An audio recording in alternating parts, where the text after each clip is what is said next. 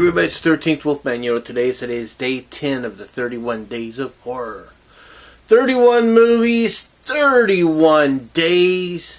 I do a little review, talk a little bit about it, It's fun. I'm not the only one doing this. There are others doing it, Moods 616. He's doing it. Double Shot J. The one and only MSJ. Tony Has Nine Fingers. Nightmare Maven. Let's talk about movies, which is a channel. And many. I'm the Ice Lord. Random Horror. Retro Horror. I mean, there's many others doing this. So just check these people out. They'll probably lead you to more people, and then you'll just go down a nice little rabbit hole. But before we get into that, before we get into the movie I'm going to talk about, I need you to like, subscribe, share, comment, and hit that bell. Hit the bell, ding the bell, ring the bell. That way you'll be notified anytime I put something new up.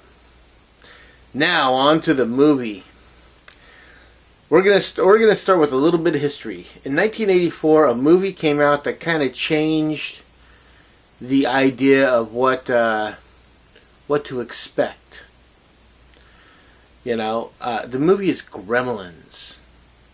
You had Phoebe Cates, you had Gizmo, you had Dick Miller in there, you had Howie Mandel doing the voice of Gizmo. But this was the first. This was really the first one that was that started a little trend in the 80s. It's not the first movie of a killer small thing. We had Trilogy of Terror. We've had all the other movies before this, but this was the one that just kind of like lit a little fire underneath all the studios that were like, hey, you know what? Yeah, that Gremlins thing came out. We should capitalize on that. So let's put out Munchies. Let's put out Ghoulies. Let's put out Dolls. Let's put out Puppet Master. And there was one other. Let's put out Critters. And Critters is the one we're going to talk about today. Critters, which stars Scott Grimes, who would go on to play Dr. What's his name? Archie. Dr. Archie. We'll call him Dr. Archie because I can't think of his last name. On ER. Billy Zane is in this movie. Dee Wallace is in this movie. I mean, there's a nice little gathering of people, and it's got a relatively small cast. Emmett Walsh is in it. Lynn Shay is in it. Lynn Shay, who everyone's going to know from the Insidious movies, was young and in this. But yeah, so we have this little cast of, at the time, with the exception of, I think, Emmett Walsh, because he was in Blood Simple, a couple years earlier. Most of the people are pretty much unknowns. So the whole movie is that they're, at the very beginning, these creatures called Krites have escaped from a prison transport headed to Earth. And the only thing the Krites like to do, they like to eat.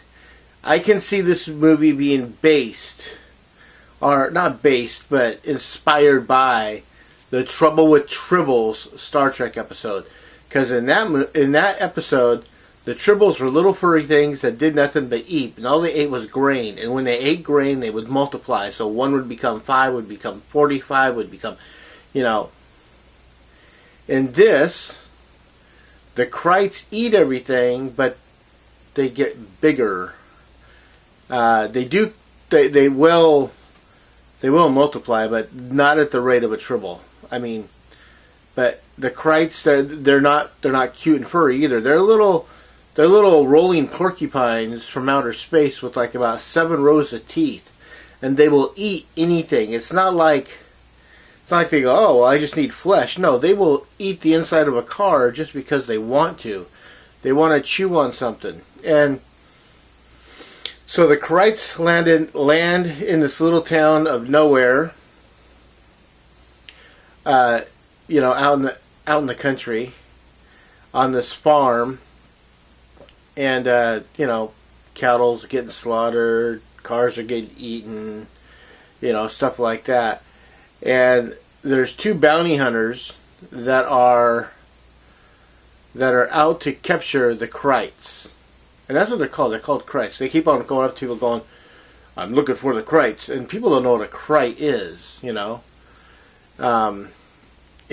it's a really cool movie. It's not really horror. It's more of a sci-fi film because, my rule is if it comes from outer space, or if you are in outer space, it's not a horror movie, it's a sci-fi film. That's my personal rule. Friday the 13th Part 10 took place in outer space. It's no longer a horror movie, it's a sci-fi film. Alien took place in outer space. It was never a horror movie, it was a sci-fi film. So if it takes place in outer space, or if it comes from outer space, it's a sci-fi film. That's my personal rule. That's how I feel. I know there are people out there that go, "Well, it's sci-fi horror." I don't see that. It's black or white. None of the shades of gray stuff. So this is more sci-fi, but it's a really fun movie. It can be kid-oriented, but that's like Gremlins. When Gremlins came out, Gremlins was made for adults. Ghostbusters was made for adults when it came out. When you hear the language and all that, they didn't make that movie for kids. The line, is this true? Yes, this man has no dick. That's not a line for a kid. In this movie, there's a bunch of swearing. This wasn't made for kids, but parents look at it and go, "Oh, look at the cute little Krite. I'll sit my kid in front of the TV and he can watch it." No, and Gremlins was the same way. They're like, "Oh, look at this. Oh, it's a slimy little creature. Who cares?" Yeah, but it was voiced by Howie Mandel, so they're like, "Oh, well, you know what? He does the voice of Bobby, so it must be for children." Yeah, right. Have you ever seen a stand-up act? Not even close.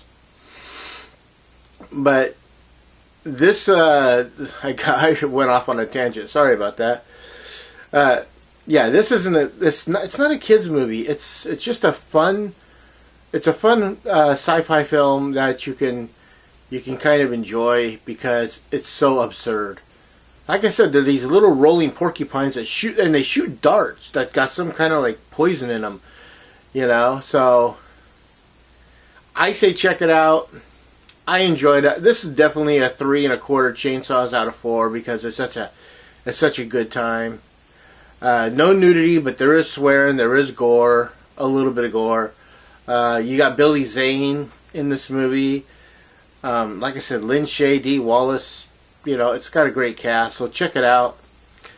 That's all I have to say about it. As always, I am the 13th Wolfman. That's right, and I'm on the prowl.